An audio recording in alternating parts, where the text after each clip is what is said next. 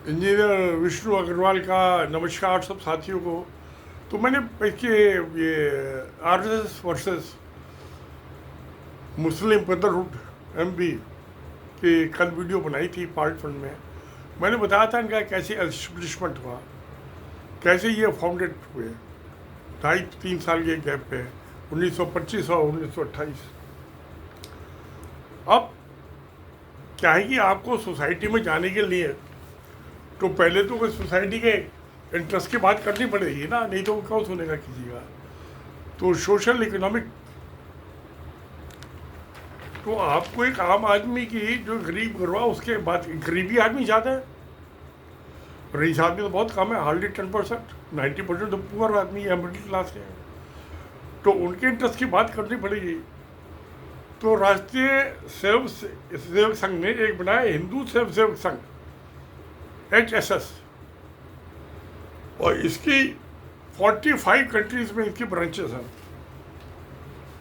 और 750 जो है ग्लोबली है इसकी 156 कंट्री में, और 3,289 ब्रांचेस हैं।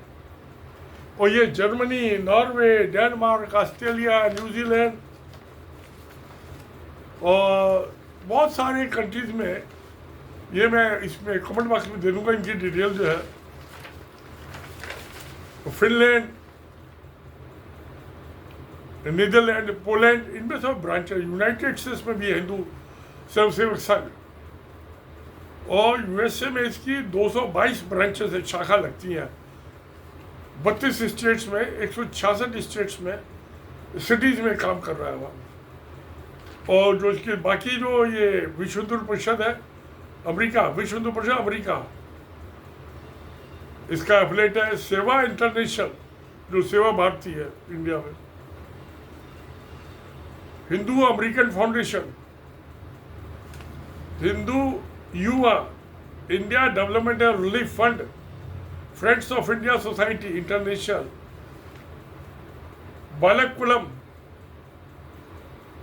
एकल विद्यालय foundation, Canada Hindu Swayamsevak Sangh, British Columbia, नोवा स्कॉटिया, विश्व हिंदू परिषद कनाडा, और ये कोलिशन है Hindu of North America Canada, Canadian organization Hindu heritage education, Sewa international, दोनों कनाडा। अच्छा, ऑस्ट्रेलिया बता दिया। ऑस्ट्रेलिया में इनकी जो है गैदरिंग होती है वीकली शाखा, इसमें सिटीज में Brisbane, Sydney and Melbourne, Canberra, Adelaide. New Zealand में भी इसकी है हिंदू स्वयंसेवक संघ की, ये हिंदू काउंसिल ऑफ न्यूजीलैंड, और ये कनेक्ट भी अच्छा है, ये आरएसएस एफिलेट है सब। तो ये इनकी सब है आरएसएस की इंटरनेशनल। ऐसे ही जो है ये मुस्लिम ब्रदरहुड, ये भी वर्ल्ड वाइड है। इजिप्ट से के अलावा अरब मुस्लिम वर्ल्ड में इसकी हेडक्वार्टर था, उसकी फिर ये जो थी 400 1930 तक आता है, लेकिन 400 ब्रांच 49 में 2000 ब्रांचेज हो गई थी, और उसके बाद 3000 से 6000 बहुत ग्रोथ हुई मुस्लिम ब्रदरहुड की। इंडिया में भी जमायत इस्लामी ये मुस्लिम ब्रदरहुड का ऑफशूट है।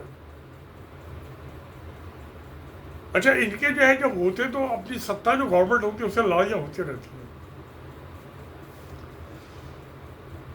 क्योंकि ये जो बने पॉलिटिकल पावर कैप्चर करना है, ये सेवा वेवा कुछ नहीं है। असली मेवा तो सत्ता में जहाँ से नोट बनने हैं गवर्नमेंट में। तो जो इनसे जब सत्ता होगी तो लड़ाई होगी, कोई आसानी से तो देखा नहीं है गद्दी। तो ये कॉन्फ्लिक्ट होते रहते हैं। इजिप्ट में भी जो था, जैसे महात्मा गांधी की हत्या के बाद आरएसएस पे बैन लगा दिया गया था 1948 में, ऐसे ही मुस्लिम ब्रदरहुड पे 1948 में जो अब्दुल गफार नासर थे वहाँ के बड़े, इनको पाबंदा लगा, फिर जेलों में डाल दिया मार मार के इनको, मुस्लिम ब्रदरहुड के। मगर इनका इन्फ्लुएंस खत्म नहीं हुआ उससे। इनके ये सैयद कुतुब, उन्होंने बड़ी किताब लिखी थी, मशहूर किताब है उनकी, क्या नाम है इसकी किताब का, ये माइलस्टोन्स।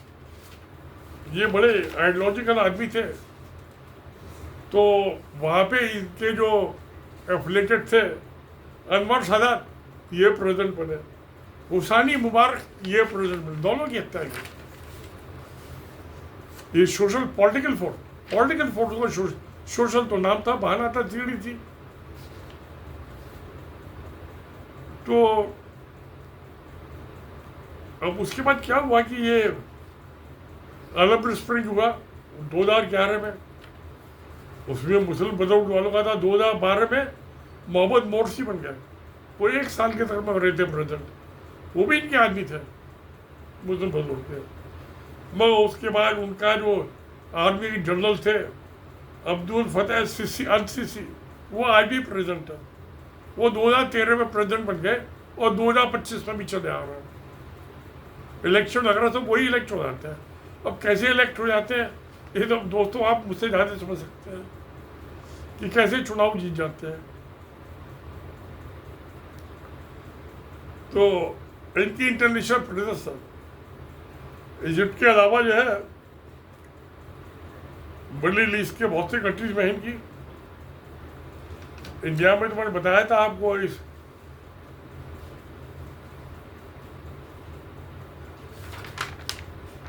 इसमें जो है इनकी सूडान में के अलावा बहुत से कंट्री में, कतर, तुर्की,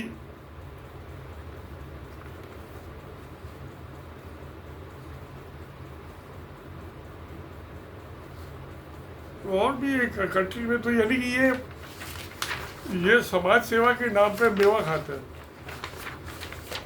अल्टीमेट तो पॉलिटिकल पावर पाना है ना, इसके साथ कोई मतलब नहीं है। सेवा तो ढकोसला धोखा है, असलियत पावर पाना। जैसे पहले वाजपेयी की सरकार, इंडिया में सबसे पहले जो अखंड भारतीय जनसंघ बनाया था, जिसके अध्यक्ष श्यामा प्रसाद मुखर्जी उनकी हत्या कराई, RSS के याद बने, दीनदयाल उपाध्याय की हत्या कराई। ये मेरा 28 मई और जून 3, 2025 के वीडियो देखिए। 28 मई वाले में मैंने कैसे इन्होंने RSS वालों ने अपने RSS के आदमी को मारा, सीनियर प्रचारकों को मारा और सिखों को मारा। और जो 3 जून वाला उसमें जो मिशनरी था उड़ीसा में, गरीब आदमी को भी काम, उसके 10 साल के बेटे को 6 साल रात को सोते हुए जिंदा जला दिया। ये RSS के आदमियों ने। गुजरात के दंगों में बिल्किस बानो के जो हत्या की, उसके बच्चों की, पेरेंट्स की, उसका बलात्कार किया, जेल से छोड़ दिया गैर कानूनी ढंग से, और उनको माला पड़े मिठाई दे रहे हैं उनके मुंह में लड्डू, बलात्कारी हो गए, हिंसक हो गए। वो माया कोडनानी जो नरेंद्र मोदी की गवर्नमेंट में मिनिस्टर स्टेट थी सोशल वेलफेयर की, उसको डिस्ट्रिक्ट कोर्ट ने तो भेज दिया था विक्टिम गिल्टी, क्या वो हाई कोर्ट ने छोड़ दिया। हाई कोर्ट भी क्या बची है, कुछ नहीं। जज ये भी साफ नहीं करते, जिधर से नेताओं का इशारा होता वो करते। और गुजरात की तो हाई कोर्ट खाट फौस है, उसने बिल्किस बानो वालों को छोड़ दिया था ना, वो तो सुप्रीम कोर्ट ने भेजा। मगर गुजरात गवर्नमेंट ने माया कोडनानी और बाबू बुदरंगे जो छोड़ा हाई कोर्ट ने, उसके खिलाफ सुप्रीम कोर्ट में अपील ही नहीं लगाई। अपील लगाए तो शायद वो बिल्किस बानो के अंदर चले गए होते उस कांड की तरह। माया कोडनानी डॉक्टर थी, वो मिनिस्टर थे मोदी की गवर्नमेंट में। तो प्यारे दोस्तों, मेरा कहना यह है, ये हिस्सा हत्या यानी समाज सेवा, एक तो जनता के बीच में घुसने के लिए, तो उसके नाम पे हिंदू खतरे में हिंसा हत्या, मुसलमानों की हत्या। अभी वो संबल में वहाँ पे मंदिर की वो गए फाउंडेशन स्टोन ले करने के, वहाँ जो आरएसएस का सीनियर मोस्ट है ये आतंकवादी संगठन में इंद्रेश कुमार, जिसका मक्का मस्जिद पे भी नाम आया था, एनआई ने इन्वेस्टिगेट किया था, उसमें अजमेर की दरगाह में बम ब्लास्ट में नाम आया। और एनआई ने कह दिया कि प्रोसिक्यूशन करने के लिए काफ़ी सबूत नहीं, सबूत तो है मगर काफ़ी नहीं है। अरे भाई तुम कहा तुम्हारा जो उसको जेल में डाल के कोर्ट के सामने पेश करो, उधर जज देखेगा कि सबूत जो है काफ़ी है नहीं है। आप कौन होता है डिसाइड कर रहे हो? आप प्रोसिक्यूटर भी आप बन गए, जज भी आप बन गए, इन्वेस्टिगेटर भी आप बन गए, ये क्या बात हुई? पहले जय मुसलमान होता कोई नीतीश कुमार तो 20 साल जेल से बाहर नहीं आता, झूठे सच्चे सब गवाही खड़े कर देते। ये एनआईए, नेशनल इन्वेस्टिगेशन एजेंसी और सीबीआई। तो यानी कि नापने का प्याला गज जो है मीटर है, मुसलमानों का अलग, हिंदुओं का अलग। कोई नापने का पैमाना तो एक ही होना चाहिए प्यारे दोस्तों।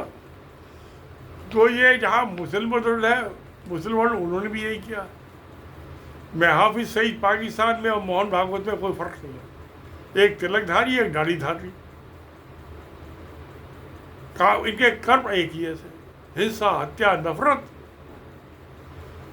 और नफरत ये सब वोट की खातिर। ये क्या 51-49 का गेम है कि जिसको 51 मिल गया वो तो देश का मालिक बन गया, जिसको 49 मिला वो देश का द्रोही हो गया। तो वोट तो दोनों को मिले हैं। 51 वाला जीत गया तो प्रधानमंत्री बन गया, 49 वाला लीडर अपोजिशन बन गया, वो देशद्रोही कैसे हो गया? वही पॉलिटिक्स है। तो ये समाज सेवा पॉलिटिक्स के लिए, और पॉलिटिक्स है सत्ता पाने के लिए। और सत्ता किस लिए चाहिए? मुसलमानों को बदनाम करो, मारो, उन्हें परेशान करो, हरस करो, उनकी ज़मीन पर कब्जा कर दो, उनके मस्जिद के नमाज के टाइम जाकर ढोल पीटो। यही जो हेगड़े वर्क करता था ना नागपुर में, यहीं से तो स्टार्ट हुआ था, ढोल पीटने से नमाज के टाइम डिस्टर्ब करो। तो प्यारे दोस्तों, ये तो यानी कि सब हिंसा, हत्या सिर्फ सत्ता पाने के लिए है, कुर्सी, पॉलिटिकल पावर, और 5 साल के लिए जाते सारे मैक्सिमम। तुम्हारा इलेक्शन जीत गया तो ये इलेक्टेड आदमी, इनका काम तो इलेक्शन जीतना है। सेलेक्टेड हम हैं। सेलेक्टेड आदमी अपनी सारी जिंदगी जमा लगा देता है, 20-21 साल का, 22 साल का, 25 साल का गवर्नमेंट सर्विस ज्वाइन करता है, 60 साल का होकर रिटायर होता है, 30-32 साल, 35 साल नौकरी करता है। मेरे बाबा ने 1914 में नौकरी की, ज्वाइन की कमिश्नर ऑफिस में, 1945 में रिटायर हुए। उसके बाद 2 साल डिस्ट्रिक्ट सेशन जज की कोर्ट में जूरी के मेंबर बन गए, बना दिया जज साहब ने। मेरे फादर साहब ने नौकरी की, मैंने की, सारी गजेटेड अफसर रहे, तो 100 साल सरकार की सेवा की। सरकार तो हमने की है, सरकार हमारी है। ये तो आते जाते लूटपाट करने के लिए, दंगा फसाद कराने के, नफरत की आंधी और हिंसा की आंधी फैलाने के लिए कोई काम नहीं है। तो प्यारे दोस्तों, ये आज मैं पार्ट 2 हो गया। अब मैं कल को जो है, कल वाले एक और वीडियो बनाऊँ, तीसरा, उसमें टेररिज्म की बात करूँगा। टेररिज्म जो है समाज सेवा का, पॉलिटिक्स का पार्ट एंड पार्सल बन गया। तो मैं पार्ट 3 में उसकी बात करूँगा कल। और यूएनओ ने क्या डेफिनेशन दी है टेररिज्म की, तो यूएनओ की डेफिनेशन अलग है, मोदी की डेफिनेशन अलग है, दोनों ही अलग अलग। वो नहीं मानता यूएनओ जाए बाहर में, तो मैं जो कहता हूँ वो आता है। जो मेरा आदमी है वो सच्चा है, मुसलमान आतंकवादी है, हिंदू जो है देशभक्त है। तो चलिए फिर दोस्त देखते हैं। सत्यमेव जयते। नमस्कार, धन्यवाद।